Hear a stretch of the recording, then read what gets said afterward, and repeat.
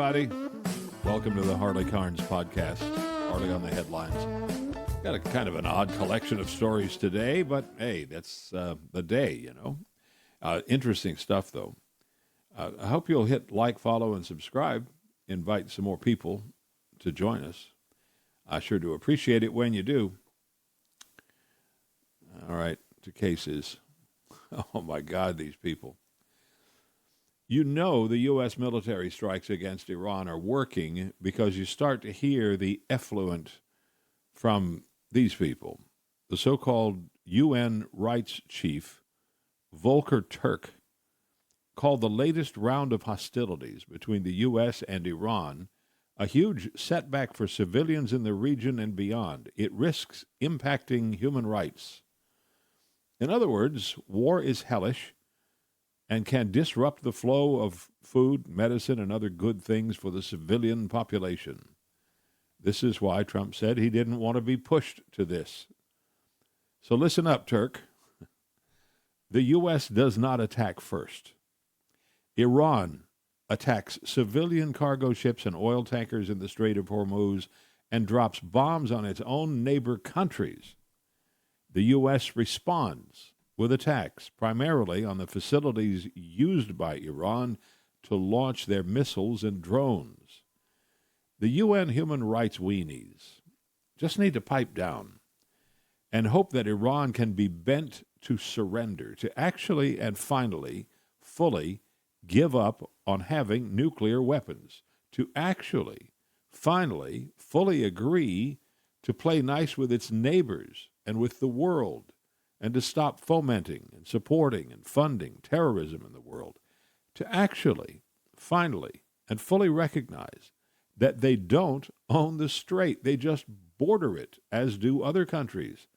And the free and unobstructed international use of that connecting waterway will be just that, free and unobstructed.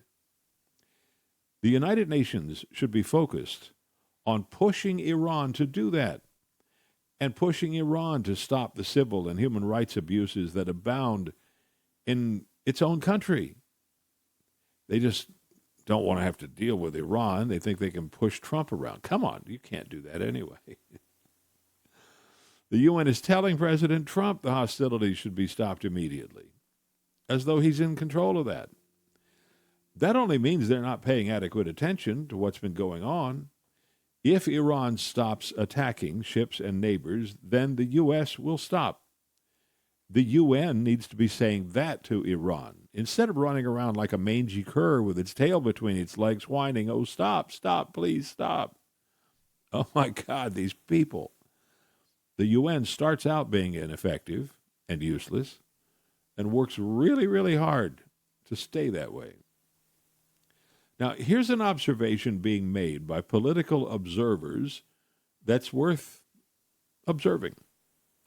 San Francisco, that glittering jewel of the political far left, might be, possibly, could be, moving back toward the center. It may be that the good people of the city by the bay have had enough of woke, uber-liberal, soul-shredding politics. The relatively new mayor, Daniel Lurie, and his allies in the middle have put together a political operation that resides in the middle ground. Lurie's moderate candidates have been winning races. Progressives have been losing. The people are speaking quietly, as they do. Can it be that San Francisco is not as lost to the wacko left as West Hollywood or Berkeley, even if it doesn't show up in all the statistics? Did you know, by the way, 7 of the top 10 most socialist liberal cities in America are in California? They are, in order, Berkeley, San Francisco, Oakland, Santa Monica, Sacramento, Los Angeles, and West Hollywood. The next 2 on the top 10 list are in Colorado, Denver, and Boulder. And then you move east to New Haven, Connecticut, where Yale lives. It's worth thinking about, recognizing. Supreme Court Justice Amy Coney Barrett made a good point when explaining to Congress why the highest court in the land needs an additional $14.5 million in its annual budget. That money's for security. At the Supreme Court, where Justice Kagan said threats against the court are up 38% this year. An assassin threatened to kill Justice Kavanaugh, and some of them are wearing bulletproof vests these days. The political left in America has been attacking the Supreme Court, threatening violence, talking about packing the court with liberals to make sure the court could never land in the center or to the right of it. Supreme Court justices forced by threats to put on a bulletproof vest to go to work. That should not ever happen in the land of the free. Chances are good you've not ever seen or heard of what Adobe, the software company, calls the Semaphore code, unless you're there in San Jose. It's a light display at the top of its building. There is a video that explains it, and it's a challenge to Silicon Valley whiz kids and to you and me.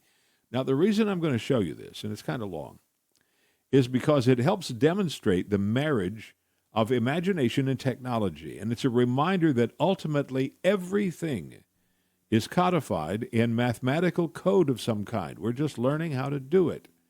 Now, keep in mind as you see the flashing, turning lights that the puzzle, the message, creates a computer image, once it's reduced to that, of a single rose from Botticelli's famous painting named Birth of Venus. You may be familiar with that painting, that image. It was available for the world to tackle, and it took more than 3 years for anyone to solve it, and nobody knew what it was until now. This is from YouTube. 15. Adobe put up its new puzzle. With a brand new code it wants you to crack. It's called a Semaphore. Its design is mysterious. Since 2006, the software company has transmitted 2 codes. Somebody's got to figure it out. A new code is waiting to be solved. So I wanted to create a code that was impossible for me to solve.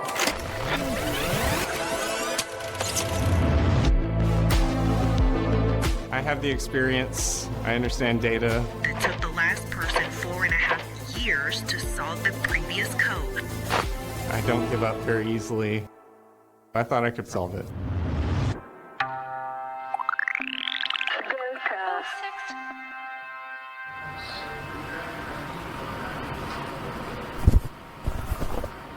My name is Ben Rubin. I'm a media artist. I live in Brooklyn, and I created the San Jose Semaphore. So the Semaphore, it's a visual communication device. It's a contraption that can be read by the naked eye at a distance. The word semaphore actually comes from the Greek word for sign, which is sema, and then pharaoh, which is carry. It's a device that carries a sign or a signal. And along with these visual signals, there's always had to be some kind of code system so that there's meaning that gets transmitted. So, 1 if by land, 2 if by sea. That's the lanterns hung in the Old North Church by Paul Revere. That's a semaphore signaling system. When Adobe built the Almaden Tower, they participated with the city of San Jose in a Percent for Art program. They agreed to allocate a certain percentage of the building's construction budget to a public art amenity. And through that process, I was selected as the artist to make this. San Jose Semaphore was unveiled in August of 2006. We're here talking in 2026, so it's been spinning away for 20 years now.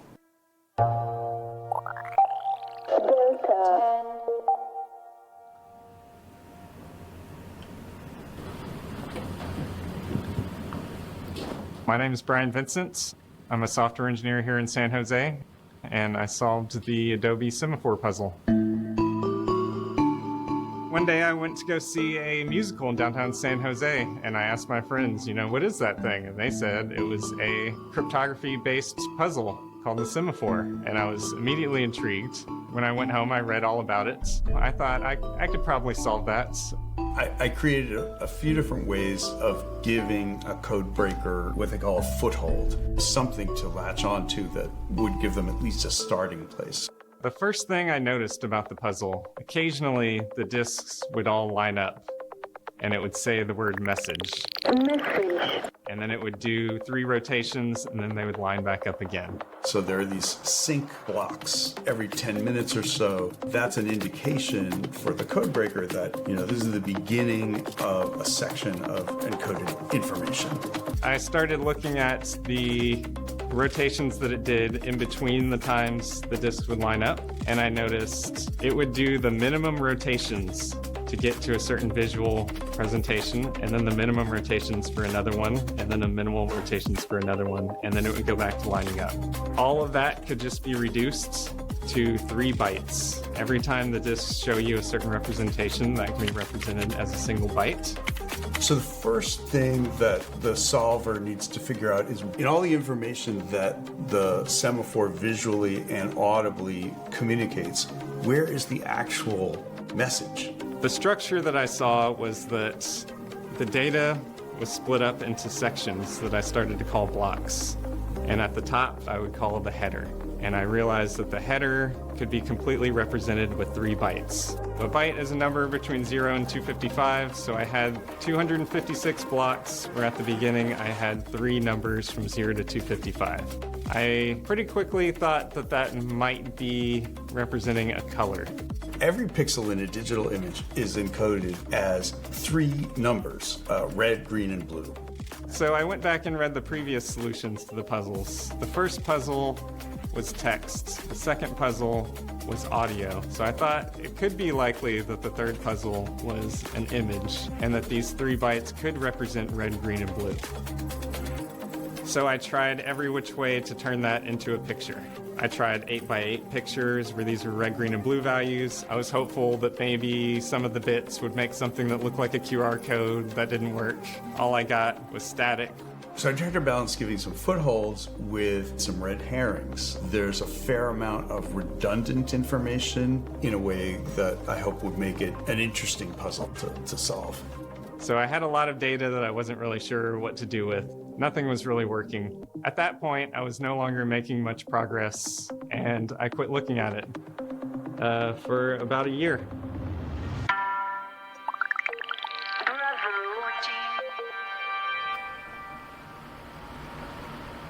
If the code breaker were to personify you, his tormentor, how would you want to be thought of? I guess I would want the code breaker to have the feeling like they're being led on a little bit of a journey and rewarded for making incremental discoveries. Each layer of the solution to this puzzle sets the stage for solving the next one. The process of solving this puzzle, it feels like you're never really making any progress. It feels like you're lost in a sea of data and you're possibly making discoveries, but you don't even know if they mean anything. There's no shortcut to solving this thing. It just takes a lot of work. I've been a software engineer for a long time. I understand data formats. The way I stand out, I put in a lot of effort, and I think a lot about them, and I don't give up.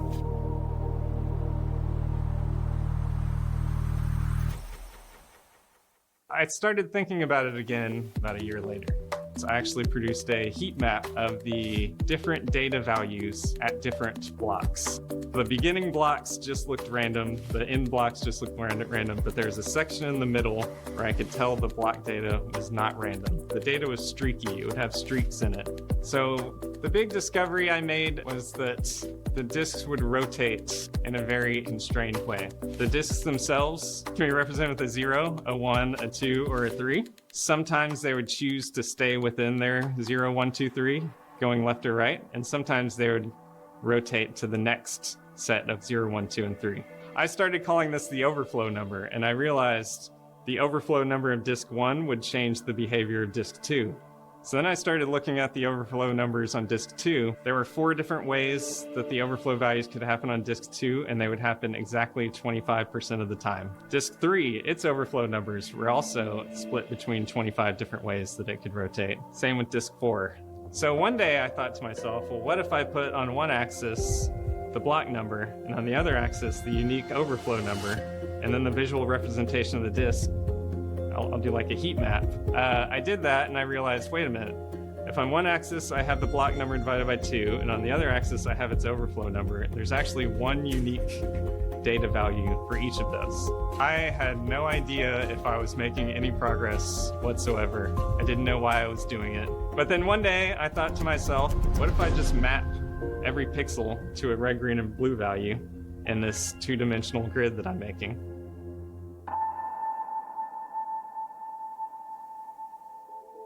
I fully expected to create this picture and find a picture that looked just like static, like I'd seen many times before.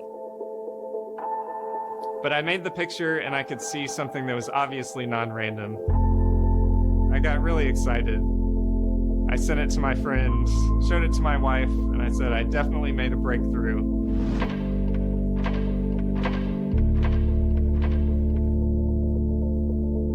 So this is the image that formed the basis for the code. It's Botticelli's Birth of Venus. The solution to the puzzle is just one small detail.